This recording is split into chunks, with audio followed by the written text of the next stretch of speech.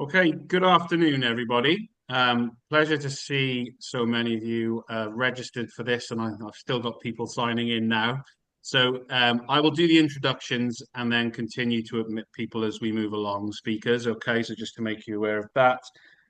So really important topic for us to cover this afternoon in terms of cybersecurity and the importance of strong cybersecurity at golf clubs.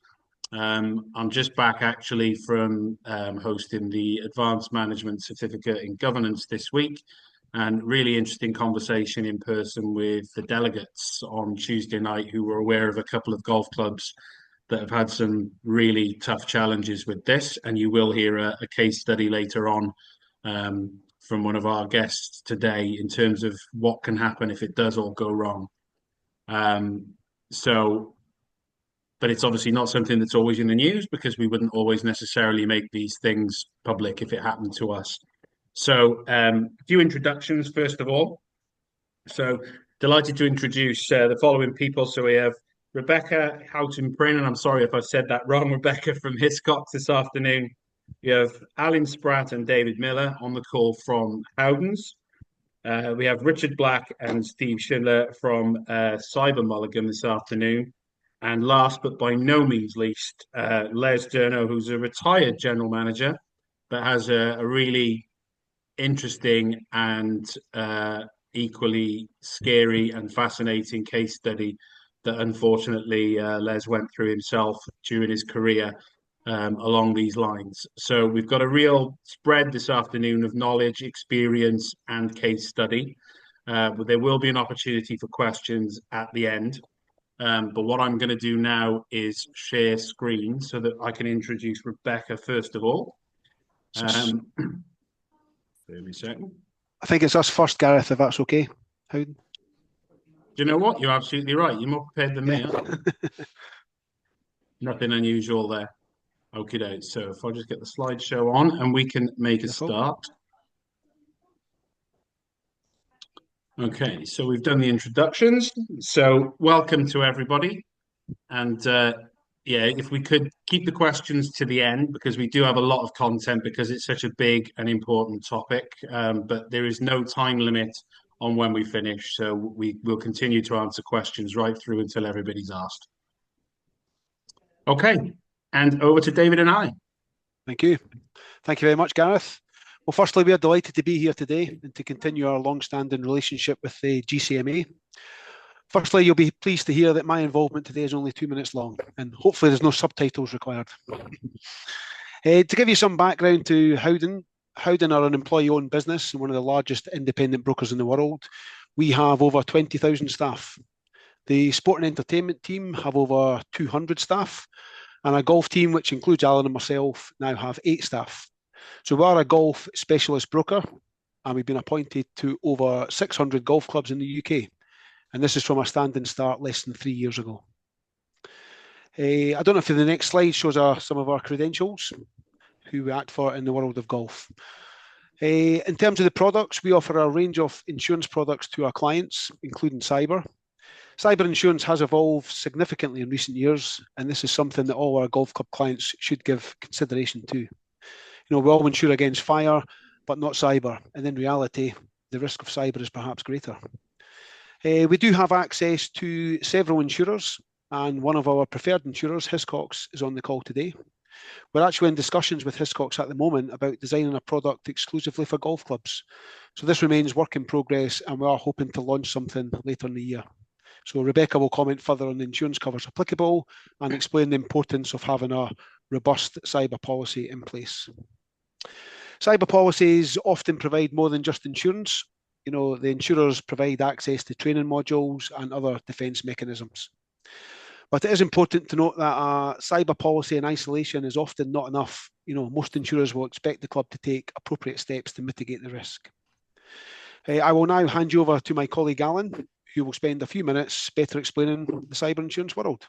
Thanks very much for your time. Thanks, David. Good afternoon, everyone. It's a pleasure to speak to you this afternoon. Hopefully, with technology permitting, we're going to play just a short video which introduces the concept of cyber insurance and how it can protect your golf club. The video explains the key benefits of the cover and how the policy may respond in the event of a cyber incident. Now, I'm not sure on the next slide, Gareth, if the video, if we can play that, please.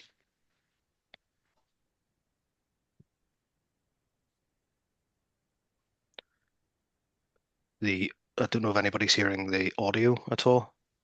Yeah. No, no, the audio, it may be just yourself, Gareth, that's hearing that. Um, but that's not essential. We can share the link for the video on the slide deck after this call. So if we just move on to the next slide there, please. So cyber insurance and risk management, we believe, should be essential considerations for every club manager. There are some misconceptions about what is covered within cyber policies, with different insurer products varying significantly. And it's important to note that not all policies will offer the benefits that I've listed on this slide today. The key feature, in my opinion, is to always try to look to include the cyber crime extension. Without the crime extension on your cyber insurance, you're really only protecting the club against data breaches or privacy violations. When you purchase a full cyber package with the crime extension, policies will typically offer access to an immediate response team in the event of a cyber incident, who will look to recover and mitigate the damage following that breach. They will protect your operating costs, and in some cases, the policy will cover any loss of revenue to ensure the continuity of your operations. It will also cover the cost of notifying the affected parties. You're obliged to notify any affected parties. In your case, it's likely to be your members and or visitors.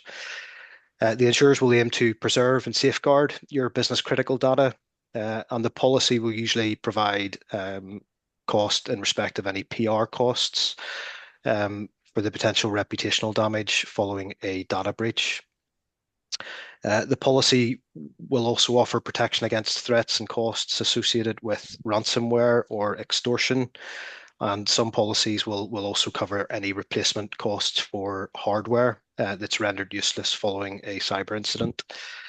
Um, Policies will usually provide cover for social engineering incidents, and this is an area that we probably have most conversations with golf clubs around.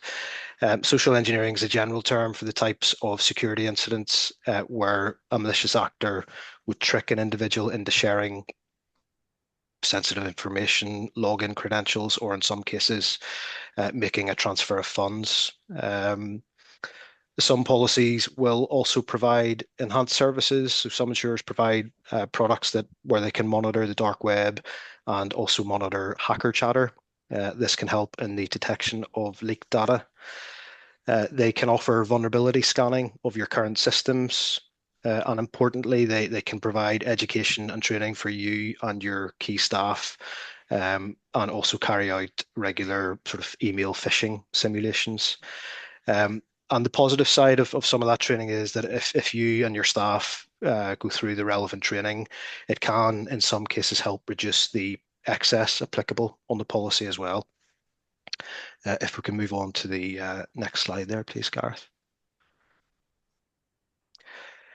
The vast majority of cyber products that we and other insurance brokers will have access to are quoted and sold usually on a statement of fact basis. So this means that the insurer would have sort of minimum acceptance criteria, or they will make some assumptions around what your current processes or controls are. I'm not going to go into the weeds of each bullet point on the screen, but at a very basic level, the insurers would expect you to have the basic defense of antivirus software, which they stipulate would need to be effective and up to date. They would expect there to be active firewall protections in place. There is that expectation that you would have regular backups, again, with that data being ideally secured offline, or where you are using any sort of online cloud-based systems, they would ask for the multi-factor authentication. They would expect, again, you to have critical patch management in place. Again, I'm not massively technical, but we've all seen those updates on your Apple phones coming through when Apple sent through operating software updates. Again, the insurers would ask for any patches to be downloaded and installed within 30 days of their release. If you are using any remote network access or accessing any cloud-based systems, again, most insurers will require you to have multi-factor authentication in place. There's obviously going to be that expectation that you're in compliance with any relevant privacy regulations, and also most insurers stipulate the payment card regulations as well. And lastly, and again, this is something we appreciate that the majority of golf clubs will already have in place, are financial controls around any large transactions. So again, the cyber insurers that we work with typically look for dual approval on any transactions of over £10,000 or more. And again, the positive of sort of implementing these minimum cybersecurity measures are that obviously, hopefully you will reduce the risk of any cyber incidents, but again, you can potentially lower your insurance premium or the excess that's applicable on the product. And just on to the next slide then, Gareth, please. Okay, this is the final slide from us this afternoon. So I think it's fair to say the cybersecurity landscape we'll see today is dynamic. Risks are constantly evolving, and clubs need to be proactive in terms of staying ahead of these risks. Even the best security systems can become vulnerable over time if they're not properly managed. And I suppose in conclusion, some advice or recommendations from us are to consider the physical protections of your systems, what your staff training looks like, and obviously cyber insurance. David mentioned earlier that, in the same way that your clubhouse or your green sheds will be protected by intruder and fire alarms, what are the protections on your cyber IT infrastructure? Training staff and raising their awareness keeps the threat of cyber at the forefront of everybody's mind. And obviously cyber insurance can be that safety net. If all else fails and you do have a breach, the cyber policy would be there to support you. So thanks for your time. Hope that helps. If there's any questions, obviously at the end of the call, we'll be happy to help. David and I are very happy to offer any assistance following the call as well. If you have any other queries or would like any more advice, please reach out to us. And I'm going to pass over to Rebecca, who is from one of our preferred markets, Hiscox. Over to you, Rebecca. Thank you very much, Alan. Firstly, thank you everyone for being here today. I'm excited to kind of talk to you a little bit more in depth, kind of really enhancing on what Alan sort of just discussed with you to bring that to life. So by way of introduction, my name is Rebecca. I'm one of the cyber-only underwriters here at Hiscox. So I write some cyber insurance all day, every day. I feel like this is a bit of a full circle moment for me. So it's a bit of a fun fact for you. My dad was actually a member of the GCSAA for 20 years. So I think he was quite proud when I said I was doing something with the GCMA. So yeah, definitely a moment for me in that. So today I'm just going to talk to you through about the importance of cybersecurity, why really it is no longer a luxury, and what that kind of means to you as your business, and what do you need to be thinking about with the cyber threats that we are exposed to today. So if we could just go to the next slide, please. Perfect. So I thought to start with, I would just touch on what are the main threats that we face. Alan sort of kind of touched on a couple of these. So hopefully I'll just go a little bit more in depth with regards to them to just kind of add a little bit of colour to what we're kind of facing. So one of the first ones is unpatched vulnerabilities. These are becoming quite commonplace within cybersecurity. Generally, this happens when companies, software providers, such as Apple, things like that, where they provide an update and it turns out there is actually a vulnerability within that software. Now, what then happens is these vulnerabilities can be exposed by threat actors, hackers, as they're otherwise known within the industry, to be able to access the system and to expose those vulnerabilities that have been put in place. Now, they are tending to be classified into different categories. Some are more high risk than others. And obviously, depending on what the vulnerability allows them to do, it can be obviously more high risk to low high risk. But what's really important here is also just making sure that you're managing that yourself. If there are patches available, as soon as software updates are available, that these are being kind of put into place and they're not being missed, they're not left to the side, because often these can contain, important security updates of where things might have, had a little bit of a misplace in the first time around. So just something quite key there.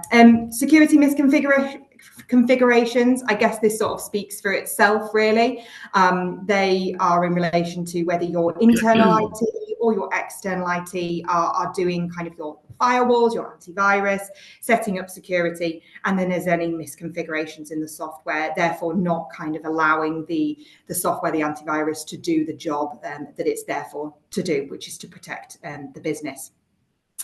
Now, weak, leaked and stolen credentials, this is still a massive issue in terms of cybersecurity. So it's one of the reasons that we require MFA, and the MFA is such a big part of cybersecurity these days, because it's that extra vigilance, that extra login protection when kind of you're logging into your systems.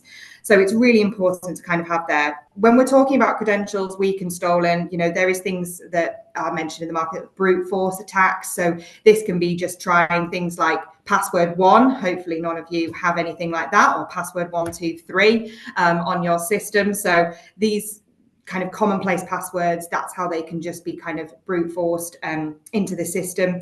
Another way is phishing links. So by clicking on kind of obscure links, it can possibly download malware into your system. We recently had a training course with our external IT forensic partner, Control Risks, and they showed us the software that enables that to happen. And it is so scary how by clicking one link, the malware's downloaded, it scrapes emails and passwords from your system into their system, and they then reverse engineer any encryption, salt hashing as it's otherwise known, on passwords, and they have full access to the list of emails with the passwords right next to them. And this all happened in about 10 minutes. So it's really so easy for threat actors to do when those kind of links are clicked on, which is why due diligence is so important.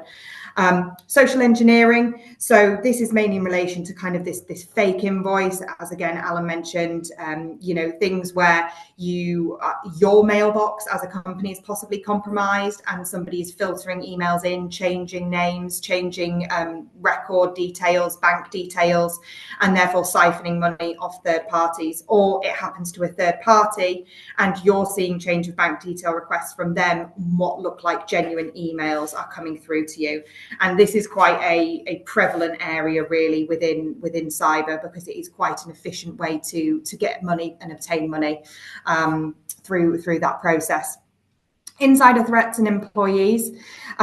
So as mentioned, you know, employees are a point of weakness, and as kind of Howden's has put in there, around 30% of data breaches can be linked back to human error. We are all human.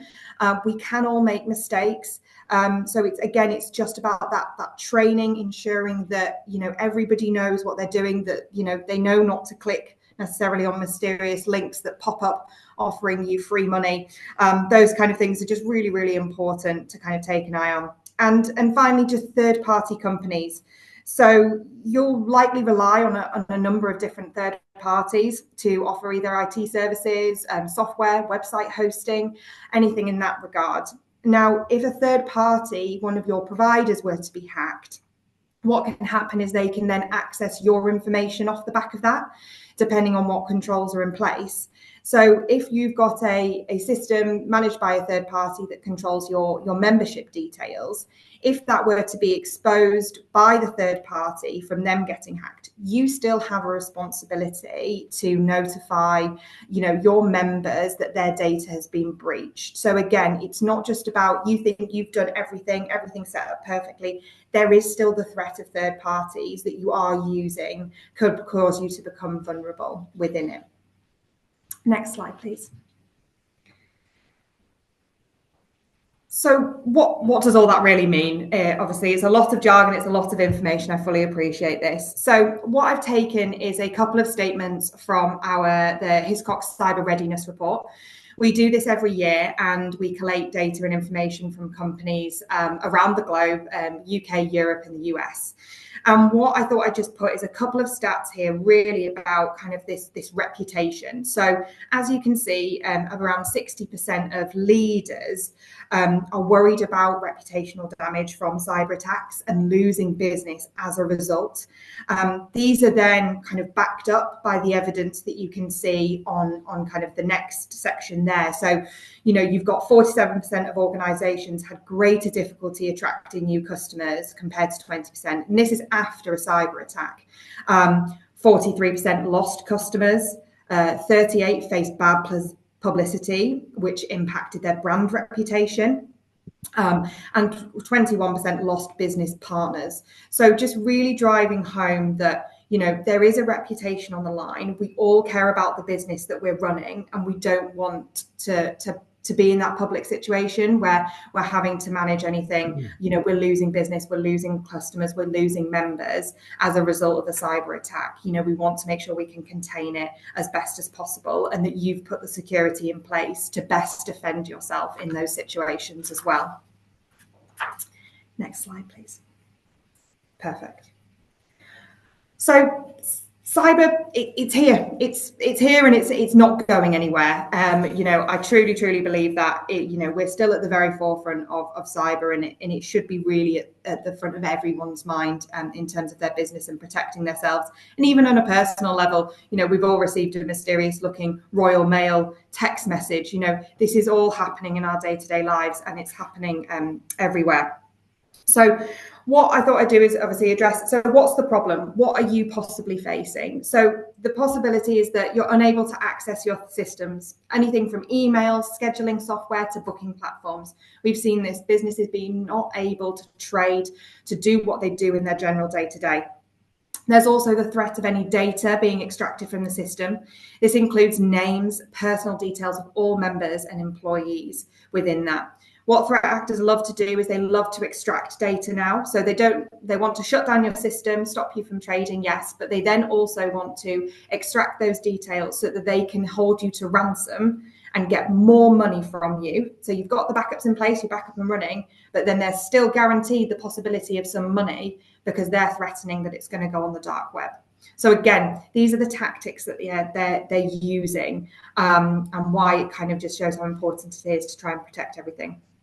Systems having to be rebuilt from the ground up. And this just goes back to kind of the security misconfigurations and how your IT infrastructure is all set up. We have seen companies that have gone down and due to the lack of kind of nuances, however they set up their IT, we've had to take months to kind of completely rebuild systems to get servers back up and running. And obviously that can be a detriment to the business, which then as a result is the financial losses due to the inability to trade. So can you still bring in all the income that you need to, or that you were expected to, as this is all happening? And then the financial losses due to paying a ransomware. So, you know, you don't know what to do. You're stood there with a ransom note, you know, they're demanding, you know, hundreds of thousands of pounds. You know, can the business afford to really pay those ransom costs? So why are they doing this? Well, money is all I can say. It's very much a money orientated game for them. And I think also what's important is that, you know, this is happening to every business everywhere. Yes, the large corporate companies are noted in the news. The NHS is in the news, these big organizations, but this is happening to businesses up and down the country and all over the world of every single size, because they ultimately don't care who you are. They care about the money, and that's all they're there to do. It's just to make money. They're a business in amongst themselves. The threat of social engineering. So this is, I mean, again, just touching on the phishing links, this is just such a quick and easy way to be able to kind of socially engineer somebody out of some money. And again, it goes back to the money as well. But also I think kind of touching on this would be kind of what we'd standardly see as like crime cover as an extension, as Alan mentioned. Personally, from our perspective, around 37% of our claims numbers are from incidents arising from social engineering. So, you know, by quantity, it is very high in terms of what's happening in terms of claim numbers. Again, employees, we all make mistakes. That's what they're kind of hoping on. They're hoping on somebody making a mistake. And employees will do that. We will all do that in our general day-to-day lives. We are only human. And they're ultimately after poor controls. So, it makes it easier if there is no firewall. It just makes their job just 10 times easier to look out for businesses, to try businesses that just don't have the correct controls in place. So the solution. Well, cyber insurance is here to help you. Now, as Alan said, there are a number of products on the market. We obviously offer one product, but I think I can just point out a couple of things that really, I would kind of urge you to think about as one of the reasons why to kind of have cyber insurance, is that it can provide somebody in your corner, somebody that knows, industry leading experts that know how to deal with a cyber attack. Does Bob, who does your IT down the road, does he know how to deal with a threat actor from the other side of the globe? I'm not 100% sure he does. So having those experts on hand is just really quite important to be able to deal with the incident. All of these expertise can obviously help you through it. You want people there that are there 24/7, 365 days a year. You never know when this is going to happen to you. It could be at 2 a.m. on a Saturday. It could be on a bank holiday. You just don't know. So having people there available whenever you need. And looking for complete cover, again, as Alan kind of touched on, the kind of breadth of cover that you're looking for, making sure that you're covered for loss of system damage, you're covered for loss of revenue, you've got that social engineering crime cover, making sure that you're fully protected in the event of an incident. And with that, I kind of hope that, the cyber insurance brings that extra peace of mind. You've done everything you can, you've invested in your security, you've backed up everything, but somebody's going to be there to help you if you need it. And that's what the peace of mind brings from there, to try and do everything that they can. And cyber insurance is a helping hand. And I always say that cyber insurance is much more of a service-led product than just money. We are there to support and help you. And that's me. So thank you very much. Okay, lovely. We're just going to swap over now from my screen share. So I will stop sharing. And shortly we'll have a new one coming in. Can you see my screen? I sure can. Excellent. Just move the picture, the faces out of the way. Rebecca, thank you very much for that. You've done an excellent part of doing half of my job for me, which hopefully is to scare people into understanding a little bit more about the threats that are available.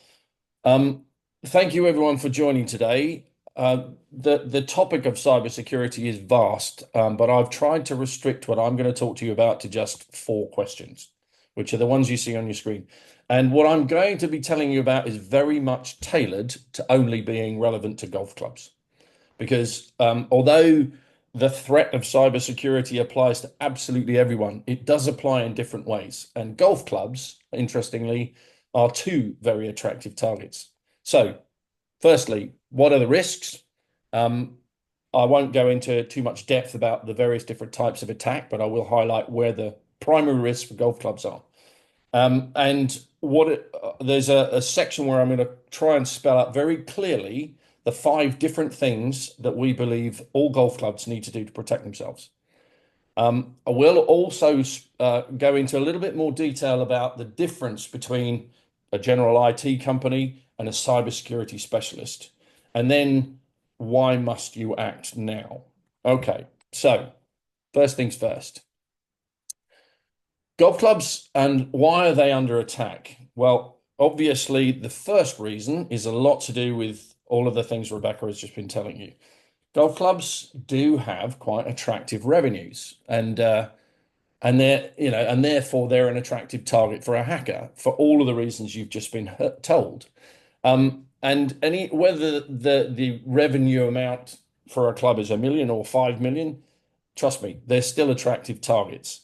And the hackers are actually very good at sniffing out what kind of bills they might be able to intercept, or what kind of injections they might be able to put in that will pull money out of a golf club.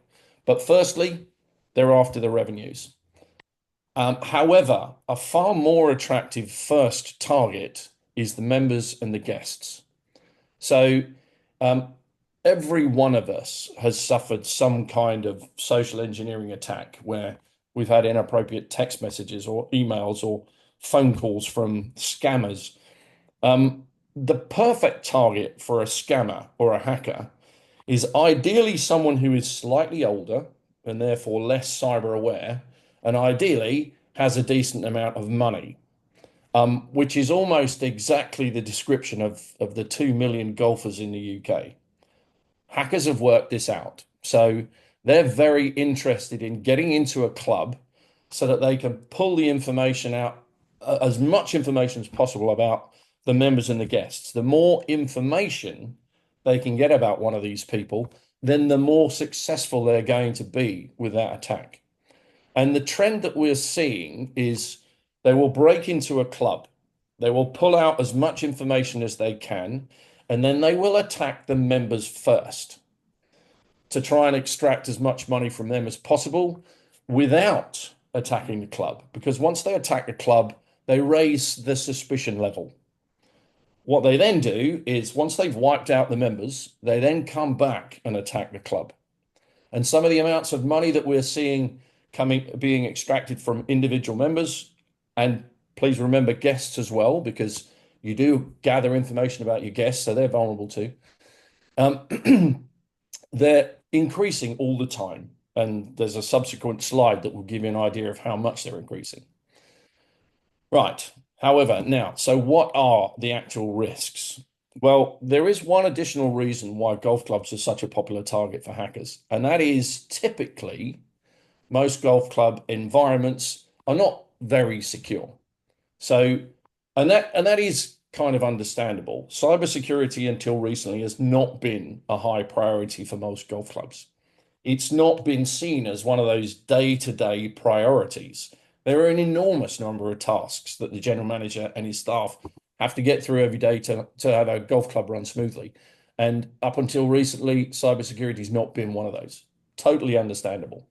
And what most golf clubs have done instead is they have a local IT firm that takes care of their IT requirements, which, by the way, we strongly recommend.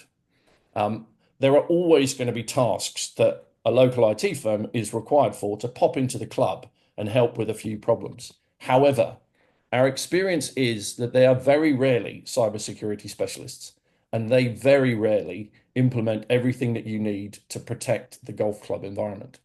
So the kind of attacks that we're seeing, Rebecca's already covered a lot of these.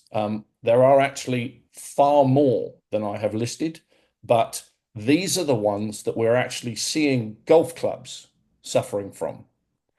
The second list is the kind of financial losses that golf clubs are suffering as a result of those attacks.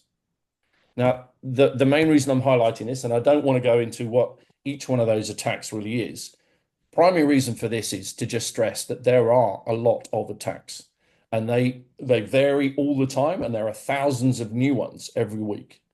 But most important thing to understand is the threat vector environment is large, and ideally you need the right people to be providing you with the protection necessary.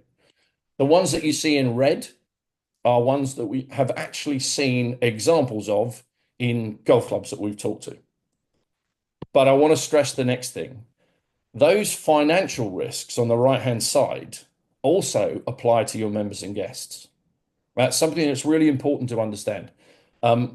Understandably, no insurance company is going to be able to provide protection for your guests. So the duty of care for the members and guests really rests with the golf club itself.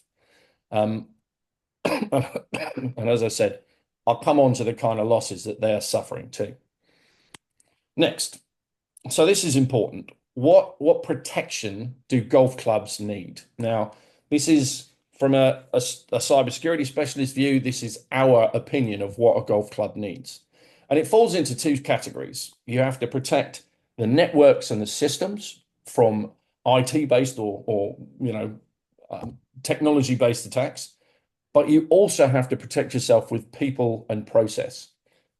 Firstly, already been mentioned a few times, you need, in our opinion, a certain level of firewall. A Gen 7 firewall is a corporate level firewall. That might sound overkill for a golf club, but the bit you have to really understand is in the same way that you can get to the entire world from your internet connection, the entire world can get at you just as easily. And the kind of attacks that come through your broadband connection are actually mostly the ones that are automated. So they're the most evil because there are thousands of different vectors out there trying to attack your inbound broadband connection automatically. So a level 7 firewall is what we believe is necessary. The next one is equally important. You will have heard lots of people telling you about things like, we've installed Bitdefender or an antivirus or some sort of VPN protection. In our view, they're just not adequate enough anymore. The highest level of protection is what you see on the screen now. It's called MDR plus. Now, MDR stands for Manage, Detect, Respond. And it's a very clever piece of software that gets installed on all of your PCs and laptops, and it protects that endpoint. The key to it, though, is proactive.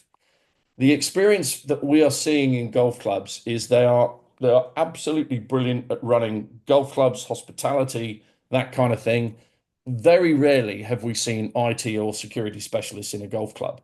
And a lot of the protection that some IT firms will put on your machines will see an issue and then send you a message to say, this has happened, and expect you to take the right actions to do that. We just don't see that as being a realistic premise for a golf club. So the bit that we would be recommending to all golf clubs is you should find a security specialist that can implement something called MDR plus.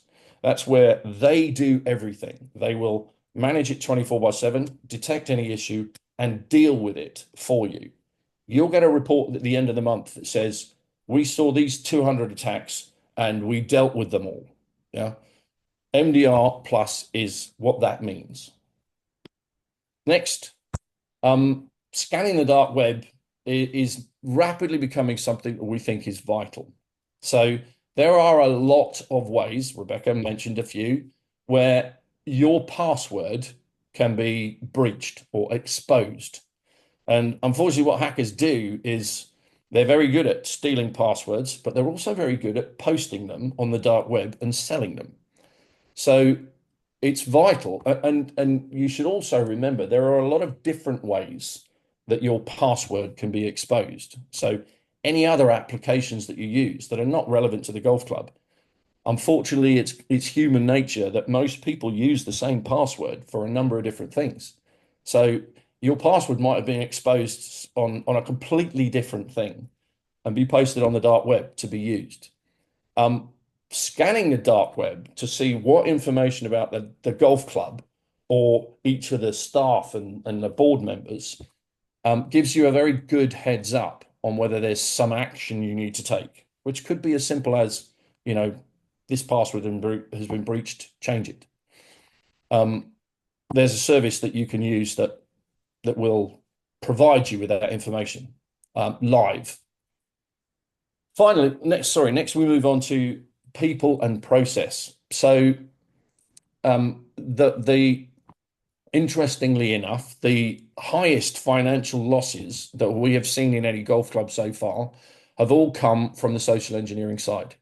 These have been attacks on people or the processes that you use to trick someone into giving away information or to trick someone into paying the wrong person. And some of the losses have been really quite staggering, over 800,000 in one case. Now, half of the attacks that your club may suffer are related to this. So training the staff is vital. It's no longer reasonable to say just by using common sense, you'll be able to identify this threat and avoid it. It's really not realistic. There are just too many. So it's absolutely vital that you provide training for your staff. I would stress this is usually not an onerous task. Most people that provide cyber training now have adjusted what they give you, and they'll give you small 5-minute bursts of training rather than expect you to sit in front of a machine for half an hour and remember it. So training is absolutely vital. And then another service that, because so much of the attacks on the members, guests, and staff at the golf club are social engineering based attacks, we also recommend this service called ScamWatch, where quite literally they monitor all of the attacks, the sort of scammer attacks that are prevalent in golf clubs, and provide you with a little summary of them as they happen.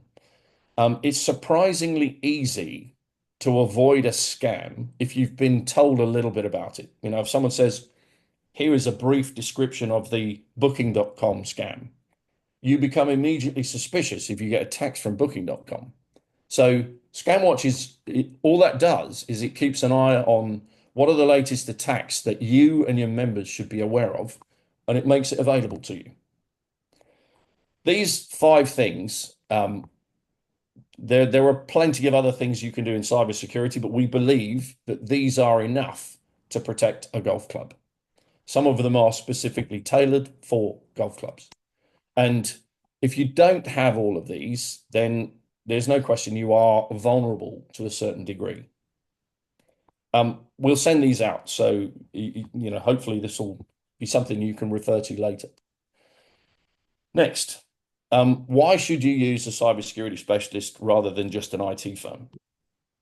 What I've tried to do here is to highlight the difference between the two mindsets. And I really want to stress, we firmly believe local IT firms is something that a golf club should use, because there are too many local tasks that you need them to be able to pop into the club and do.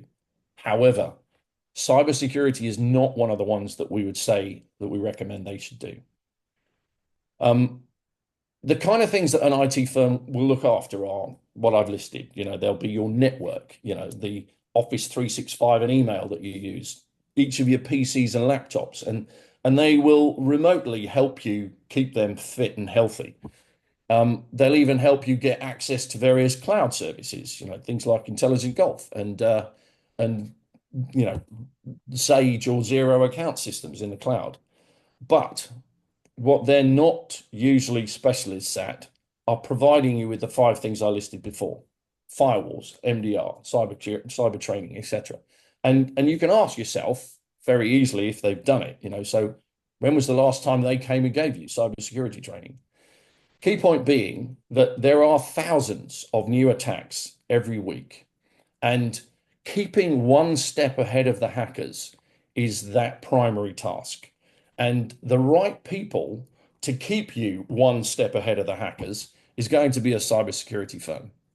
That is their primary purpose in life. It is their biggest challenge, but that's all they do. They have to try and stay one step ahead of the hackers and make sure that any protection they put in place for their customers stays one step ahead. As an example, that MDR Plus service, the companies that provide that literally are tied into 500,000 threat feeds. And those threat feeds tell them what are the new threats all the time. And that MDR software is updated constantly. So it will detect any new threat and protect against it. As Rebecca said, a lot of attacks are called zero-day attacks, where there is a known vulnerability in an update that you've done.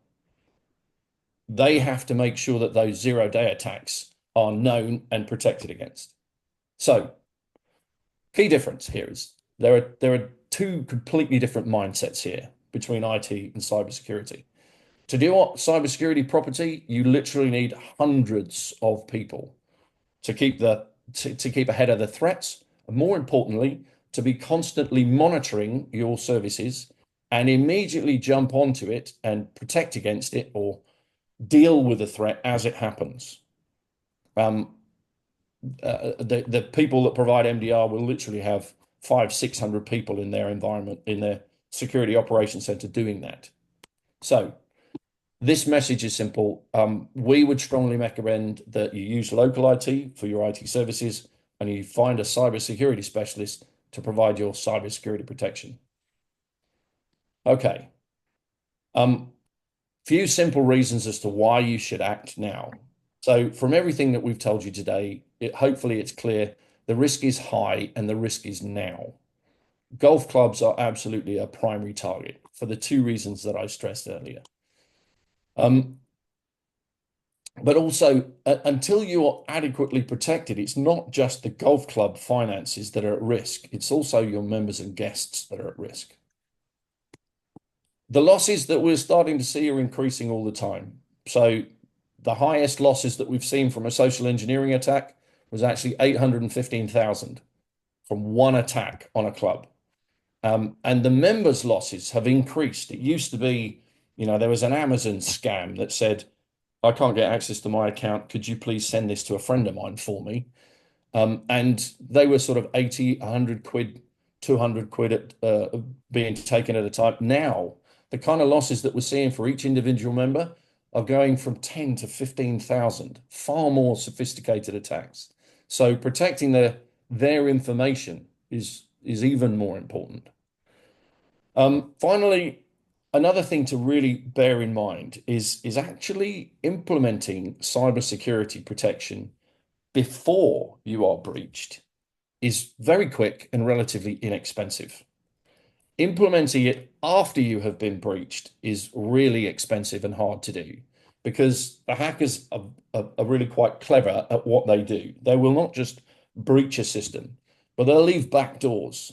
So the only way that you can really ensure that your systems are now, any threats are removed and they're protected is to literally rebuild everything from the ground up. And that's an expensive process. And even after you've done it, you're always going to be a little bit nervous about whether you've found every back door. So implementing it beforehand is far easier and simpler than trying to recover from it afterwards. So the primary message of this slide is, implement the protection now rather than try and recover from it later, because the consequences could be severe. I've only got one more slide, which is our recommended takeaways from everything I've just told you today.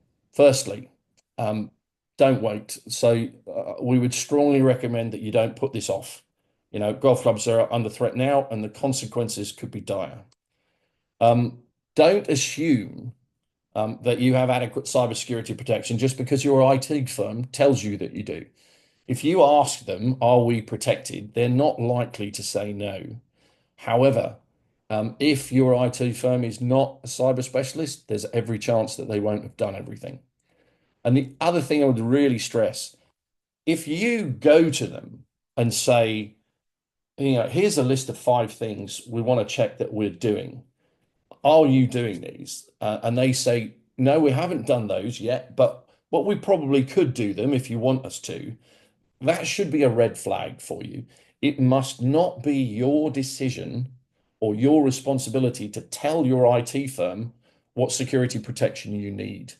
If they haven't put it in place now, then there's every chance that they're not going to keep an eye on all of your future requirements and ensure that you stay protected in the future. So this comes back to this. We strongly recommend you implement everything. My son has a great phrase. It doesn't matter how you can install the most secure front door in the world, but if you leave your windows open, you're still vulnerable. So unless you have covered all of the areas where you might need protection, there are still areas that you can be vulnerable and be attacked. So it's important to install all of the measures necessary to keep you secure. Most of the time, that isn't likely to cost you any extra money. It's just a case of making sure that all of those measures have been taken. Implement protection before you're breached. It's far quicker and easier to do, and the recovery process is extremely difficult and expensive. The other thing you should really bear in mind is a lot of the time we hear people thinking, well, this is going to take me forever. This is a really difficult subject. How on earth am I going to get all of this done with I'm so busy every day? The procedure that the golf club needs to go through is actually really quite small. So it should only take a few hours. And then finally, this message is really about making sure you understand that the kind of crippling losses that the golf club could suffer are fairly horrendous, but that also could apply to the members and guests. But you shouldn't think that implementing cybersecurity is potentially going to be a very expensive thing. In the old days, it was. Not so anymore. When we send these slides out as a consultancy on cybersecurity, by all means, reach out to us if you want any help. We'd be delighted to answer any questions, help identify where we think you might be vulnerable and what you should do. So, sorry that was all a bit rapid, but are there any questions?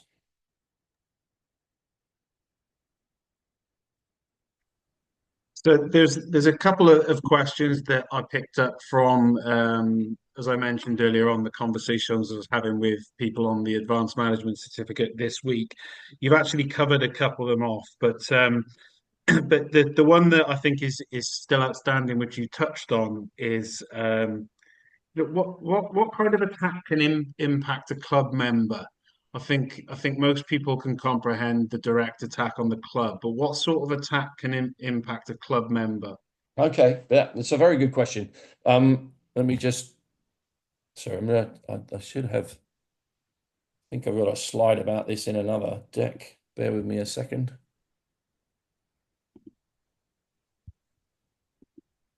Can you still see my screen? Yeah. Okay. So I think it's an excellent question, and there really are two areas. Of course, firstly, if the golf club is breached and the member's information is taken, if they've got the member's email address or the member's phone number, then that's two types of social engineering attacks that they can have. They can send them phishing emails to try and attack them. They can phone them to try and hit them with a scam. But so many of the clubs we talk to are either using Intelligent Golf or something like Club Systems. And this is one of my favorite examples. So I'm sure all of you will recognize something like this. The end of every week, we all get a message to say, go and have a look at who won last week's competition. And you'll get an email that looks like this with a link. If a hacker has breached, just say, your general manager's email address, they could then they'll see a copy of this, take it, duplicate it, and then modify it slightly. And what you'll see is on this link, it's just changed. All they've had to do is change golf to G0LF. Now, when you click on that, you're not likely to notice much difference. When you click on it, the hacker will take you to exactly the same page of results that you would have got from the real link, but from his link, he can also download malware onto each one of the members that clicks on that link. The member isn't likely to even know it's happened. And then exactly what Rebecca was talking about earlier, they download some malware. First thing they do is they scrape your emails, scrape your passwords, and that suddenly they've got a lot of information they can use to attack a hacker. It's very difficult to protect against that.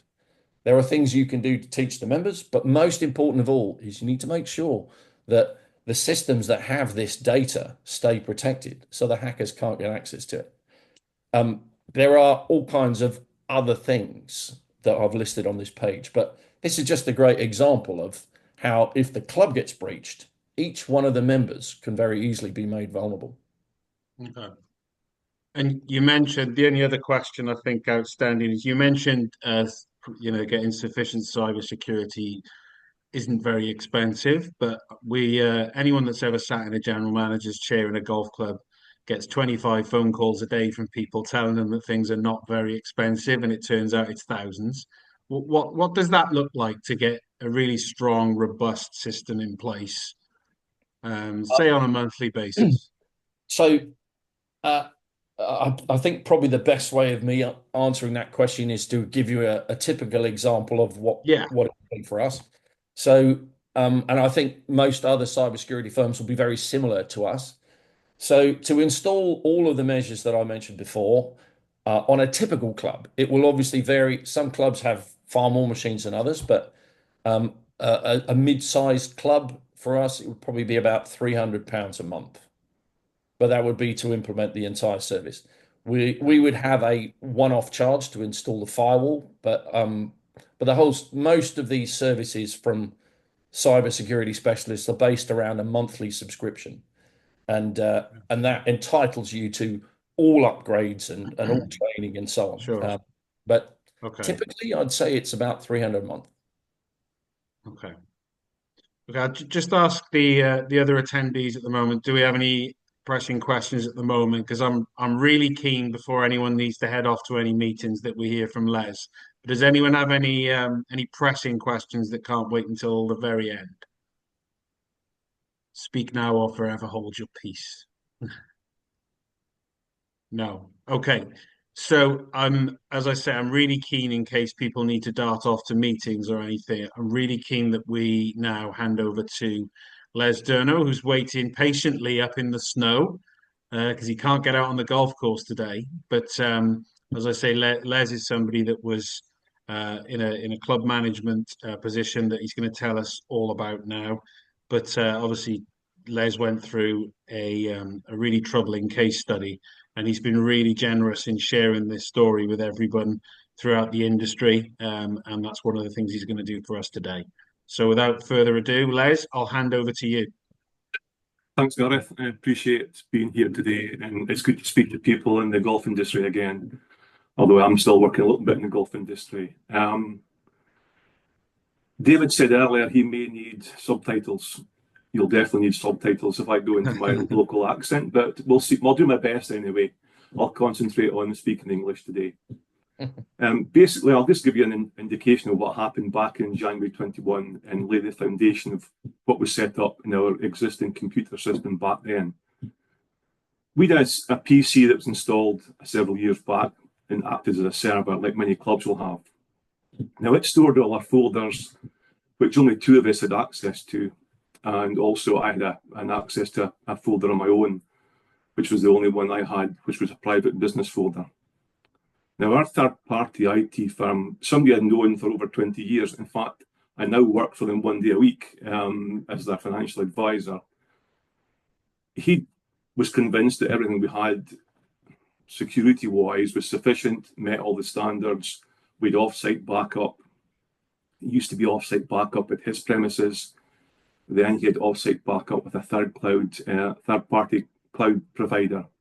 So we were very comfortable that everything we had done and we'd said we'd done was met the standards, a bit like what we've spoken about earlier today. Now, this date, the 29th of January 2021, the day I was supposed to go on holiday that night, I'd been in early that morning. We were getting a new telephone system in and couldn't get access to any file at all. Nothing was opening at all. The T-booking system wouldn't open.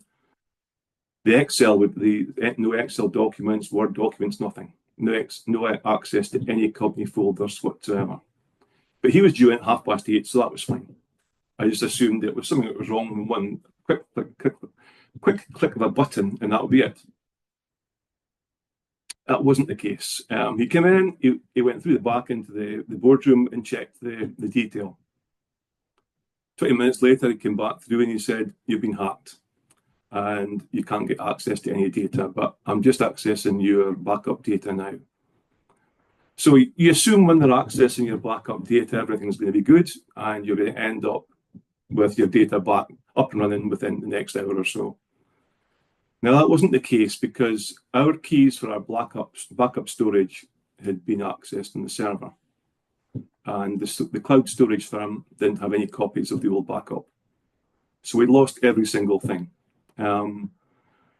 We hadn't lost, well, the thing we didn't get access to was our membership database and our EPOS tills, and also our salary software as well, along with the emails. So there was a few things that didn't get access to, but I'll just go through the list just now and let you know what they did take from us. So our links software booking system, our 2020 bookings had been cancelled during COVID, as we all had, and they'd all been reloaded into for 2021. The last physical backup, which we never did at all, it was our remote booking system provider that did it, was October 2020. So we lost every single booking from end of October right through till the end of January. 3 months of bookings, which was probably 70–80% of the bookings in 2021. And given the fact that we had 6,000 bookings a year, that was a major job to reinstate, and very tough to reinstate it as well. Our cross accounts package, we lost every single thing. At that time, it wasn't a cloud-based system, it is now, but we lost every detail on there. But thankfully, the day before, I had given the auditors our package, and they had the information on the sales, the purchase, and nominal ledger transactions from the history files. So that was reinstated, but it took about 4 weeks for that to be reinstated. Quite severely, we lost every single document that we had: Excel, PDF, pictures, Word, photos, and you just spent days and days and days going through trying to find out what you could reinstate. A lot of them were old copies, but at least they were there anyway. And I think every day as it went on, you realised what more you'd lost. So the next morning, I got a call from the computer maintenance company. He'd been in the dark web, which I'd never heard of before, and I've heard of it today again, obviously, quite a bit, and found out that we'd been held to ransom for the encryption keys for $10,000, which would increase every couple of days by $5,000 until we paid the ransom. The company that done it, or the hackers, were called Avedon, and he had investigated their history, and in the past they had given back the information if the ransom had been paid. Other times they hadn't. So we were in the middle going, do you pay it and get it back? Do you pay it and not get it back? So the next morning I had a meeting with the club captain. I think we were at 6 a.m. on a Saturday morning, and we decided that we wouldn't pay the ransom. It just wasn't worth taking the chance. But at the same time, from my own point of view, I felt it was very important to advise as many people in the golf club industry that we'd been hacked and how the ransomware had happened with us. So I sent a message through GCMA, CMAE, Scottish Golf, SGCMA, local golf clubs here, and let them all know it. I just couldn't think that someone else going through this was very fair without knowing that there was businesses out there attacking you. So the costs that we ended up paying, the T-sheet provider was very good with us. He didn't charge anything for reinstating the data that you had from 2020. The account system was re-input at a cost of £900, and the computer maintenance company that we used, they felt so shocked that this had happened that they kept back and restricted the bill to less than £1,000 for the work that they did. But we didn't have computers for 4 or 5 days anyway, so it was horrific in an industry that you rely on these computers day in, day out, not to have them. So his view was that we'd been compromised by unauthorized access via one of the many remote access systems we had on our server. Now, we had TeamViewer, we had LogMeIn, Macogo, and we had an open internet facing port on our T-booking system. So we quite a bit of access that we didn't realize could have got into our system at all. So that's one of the biggest things I've ever had in my 40 years of working. I was determined not to cry today. Each time I tell this story, I cry. I'm really sorry. But I had a real breakdown after this. I offered my resignation in March 21, so I just couldn't go through with it. But I got through with it and coped and got there and got back to being the general manager again for a wee while. But I left last year. I think, I'll be quite honest with people, until you've been through it, you just don't know how it's going to help, how it's going to affect you. I thought I was a pretty strong individual, but my health was pretty bad in the end, and much better now, believe it or not. I'm not usually as teary as this, but I just left last year, just couldn't cope with it. And for anybody out there that thinks this is not a serious issue, believe me, we were lucky with what happened to us when you listen to the other speakers today, but it just hits you. And if anything, go out there, look at your IT specialist, and then get some advice about cybersecurity, because it's got to be worth it. I'll just give a wee story just at the very end.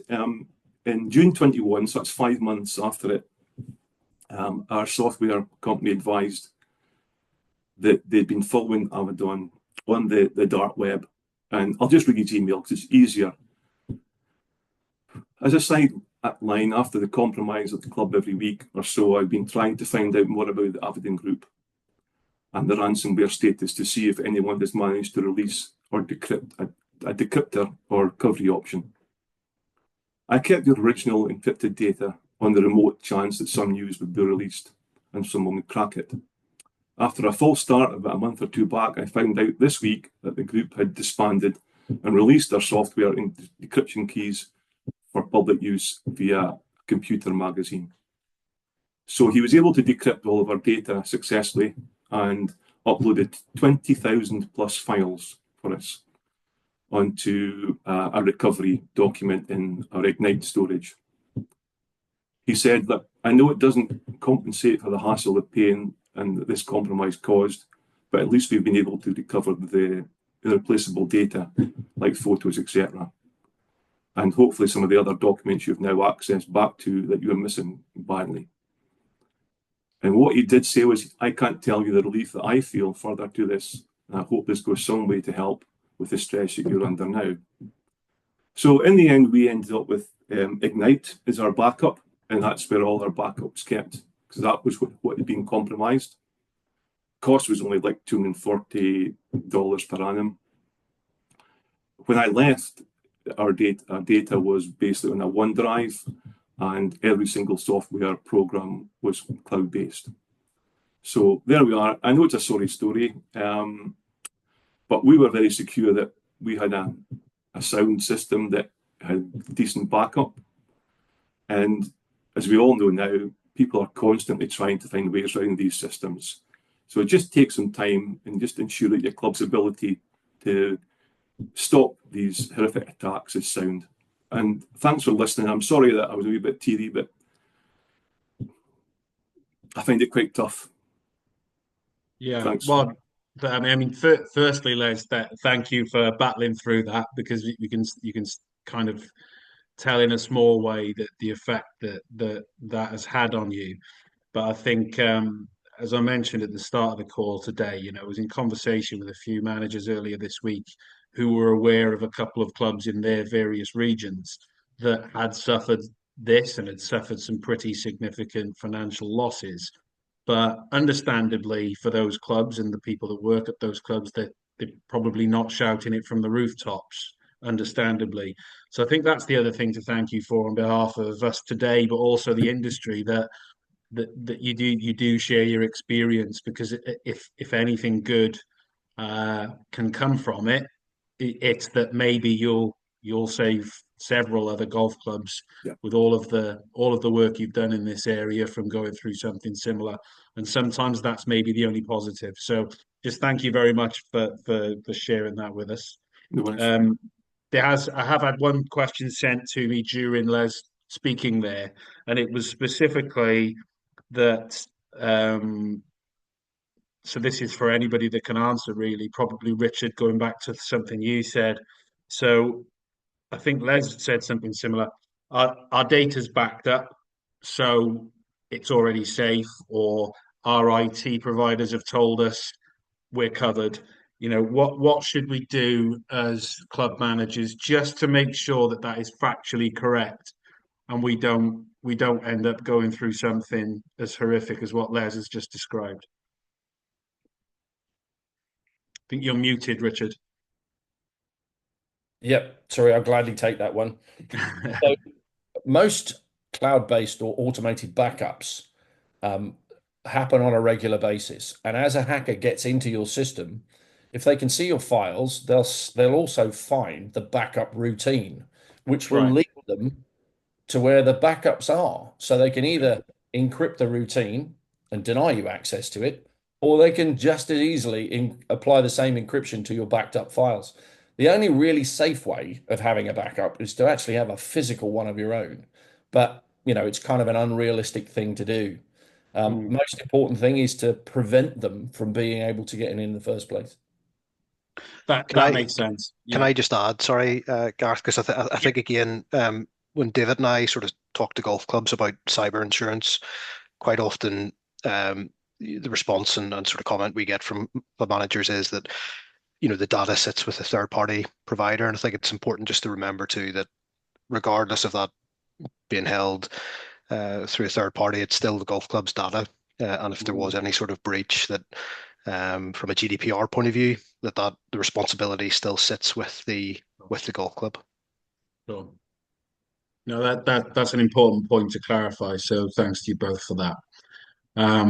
Do we have any other questions for anybody that's on the call today from any of the members that are still on the call? If you do, unmute yourself, ask away, raise your hand if you need to, but don't want to let these experts leave us if there's any outstanding questions. No? Okay, so just by way of closing today, firstly, thank you to everybody who's contributed this afternoon. It's interesting. I knew very little about this topic until we started looking into running this webinar today. And then, as I say, I've had conversations with managers in the last week and in the previous month where this is a bigger topic than I'd realised for golf clubs, and certainly something we need to get a hold of. For those that are still on the call, there will be some follow-up information sent to you all. And for those of you who missed chunks of the presentation today, either through having to leave early or logging on slightly late, the recording for this will be live in about 10 days too, because I know we've got a lot of members that couldn't make today that are keen to watch. So thanks very much to everybody, and we will see you at the next webinar, which is on the 30th of January, and we'll make information about that live later this week. Thanks, everyone.